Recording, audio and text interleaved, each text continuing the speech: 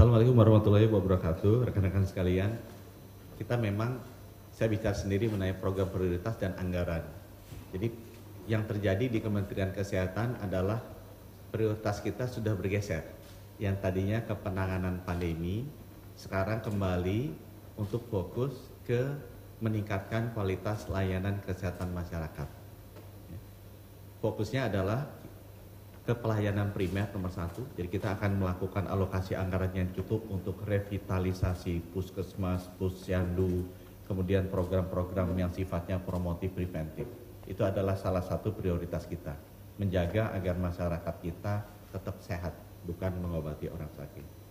Prioritas yang kedua, kita juga akan melakukan restrukturisasi dari rumah sakit di seluruh Indonesia. Kembali lagi tujuannya untuk meningkatkan layanan kesehatan ke masyarakat, khususnya ke penyakit-penyakit yang burden of diseases-nya yang menyebabkan kematian dan biaya paling tinggi, yaitu jantung, stroke, dan cancer.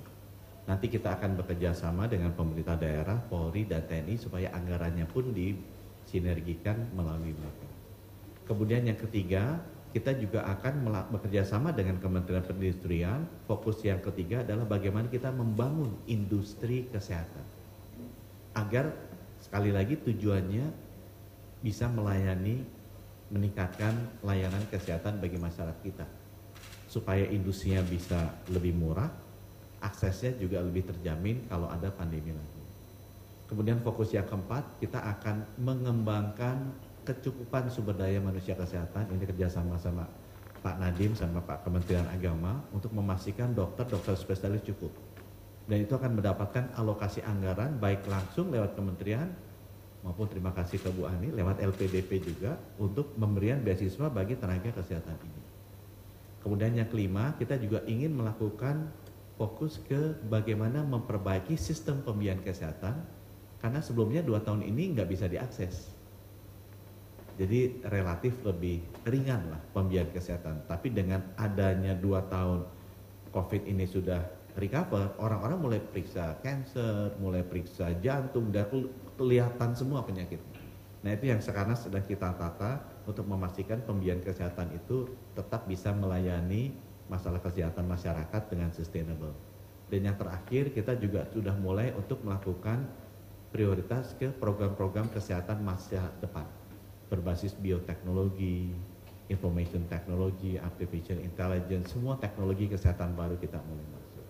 Itu dari program prioritasnya. Nah dari sisi anggarannya sendiri yang menarik juga, Kementerian Kesehatan adalah salah satu kementerian yang mungkin 3 tahun berturut-turut anggarannya turun. Karena itu merefleksikan juga saat pandemi. Jadi saya masuk 2021 mungkin kita spendingnya sekitar 200-an triliun lebih. Di 2022 ini dikasih sama Ibu Menkeu 136, tapi karena kita bisa berhemat di sana sini, vaksinnya sebagian juga vaksin sumbangan, mungkin kita capai 90-95% dari itu. Jadi mungkin dari 200-an turun ke sekitar 120-an sampai 130 T. Nah tahun depan kita ngomong sama DPR kemarin diskusinya ke 88, keputusnya di 85 T. Ya, tapi yang kita ingin sampaikan adalah kita bisa menurunkan anggaran tanpa mengurangi outcome, malah menambah outcome. Nah saya bilang ke teman-teman Kementerian Kesehatan, yuk kita lakukan seperti itu. Karena banyak sekali kesempatan untuk kita mengefisiensikan, atau Bu Ani bilangnya supaya anggarannya itu tepat guna. Nah yang kedua mengenai anggaran, kenapa kita bisa lakukan itu? Karena kita juga dibantu sama Kementerian Keuangan untuk menata ulang, mensinergikan anggaran ini. Contoh, kan tadi SDM manusia fokusnya. Kita mau ngerekrut ini banyaknya di daerah. Anggaran mereka nggak ada. Itu nggak masuk kementerian saya.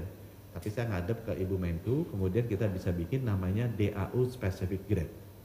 Ya, jadi ada yang 25 triliun kita bisa alokasikan khusus untuk menerima tenaga PPK dari ratusan ribu yang ada di pemerintah daerah. Jadi bisa dialokasikan lewat situ. Kita juga sekarang koordinasi dengan DAK fisik, DAK non fisik, itu sekarang lebih kita koordinasikan supaya tidak ada duplikasi. Kita bicara dengan TNI Polri yang memiliki rumah sakit, agar rumah sakitnya juga tidak terduplikasi. Ya, banyak sekali kesempatan untuk melakukan integrasi di anggaran, contohnya Posyandu itu ada di bawah Kementerian Dalam Negeri, kita duduk dengan Kementerian Dalam Negeri dan Kementerian Desa, agar program revitalisasi Posyandu khususnya untuk memberikan layanan kesehatan ke masyarakat, itu tidak semuanya anggarannya dari kita, tapi diintegrasikan dengan anggaran Kementerian Desa, Kementerian Dalam Negeri dalam bentuk APBD, APDS. Dan itu toh semuanya kan keluarnya dari Kementerian Keuangan, jadi sumbernya sama dari pemerintah. Nah, integrasi dan revitalisasi anggaran inilah yang menyebabkan bahwa ketepat gunaan anggaran, efisiensi anggaran untuk outcome yang sama di bidang fokus kita untuk meningkatkan layanan kesehatan ke masyarakat itu bisa kita capai. Mudah-mudahan dengan demikian kedepannya anggaran kita akan makin tepat guna, sehingga layanan ke masyarakat tetap naik kesehatannya, tapi anggarannya kalau bisa turun atau kalau enggak tetap saja dengan terus meningkatkan layanan kesehatan. Terima kasih. Wassalamualaikum warahmatullahi wabarakatuh.